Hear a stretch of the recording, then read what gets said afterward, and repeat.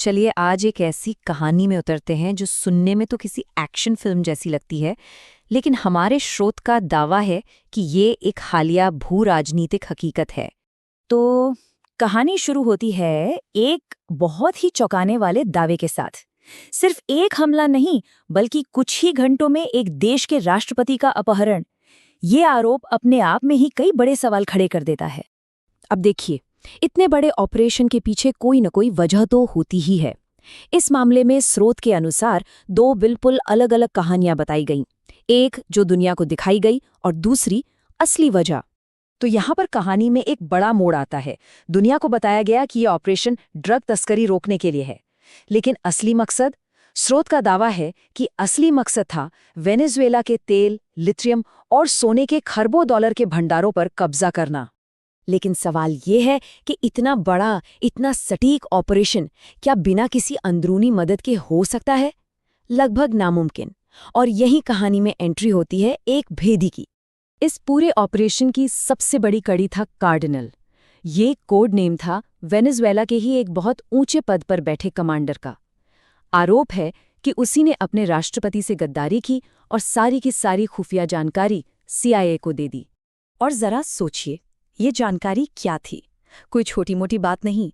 राष्ट्रपति की पूरी दिनचर्या, कितने गार्ड्स कहाँ तैनात हैं, भागने के सीक्रेट रास्ते कौन से हैं, यहाँ तक कि राष्ट्रपति के कमरे की दीवारों की मोटाई कितनी है, एक एक डिटेल दी गई थी ताकि हमले में जरा सी भी चूक की कोई गुंजाइश न रहे। तो जब इतनी सटीक जानकारी हाथ में आ गई तो फिर बनाया गया एक जबरदस्त हमले का प्लान। इसमें करीब 150 लड़ाकू विमानों ने एक साथ एक ही समय पर ऑपरेशन को अंजाम दिया। ये हमला कई स्टेज में हुआ।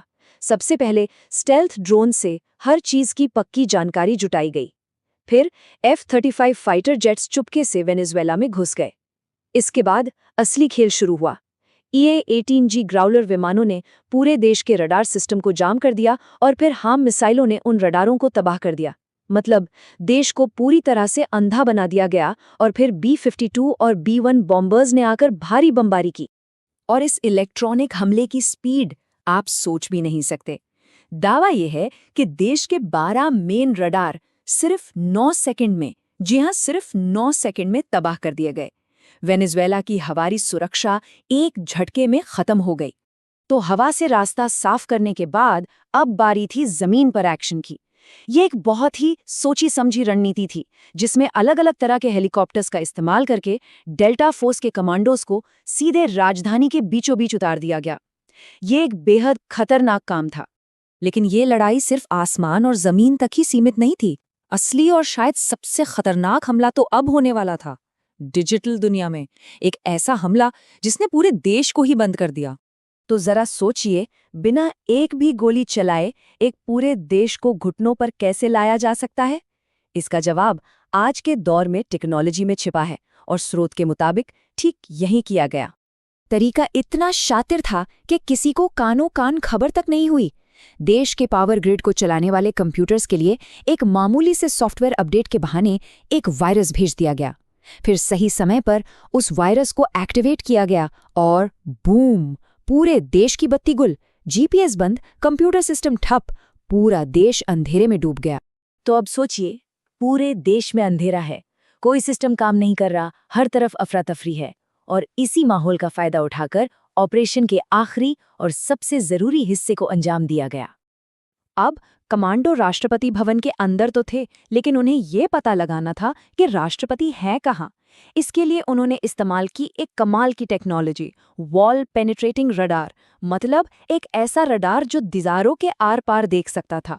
और इसी से उन्होंने राष्ट्रपति की पक्की लोकेशन का पता लगा लिया। लेकिन एक आखिरी रुकावट थी, राष्ट्रपति के कमरे की वो मजबूत स्टील की दीवारें। पर कमांडो इसका भी तोड़ लेकर आए थे। उनके पास था थर्मल लांस, एक ऐसा औजार जो मिनटों में मोटे से मोटे स्टील को मक्खन की तरह काट सकता था। मतलब वो हर मुश्किल के लिए पूरी तरह तैयार थे।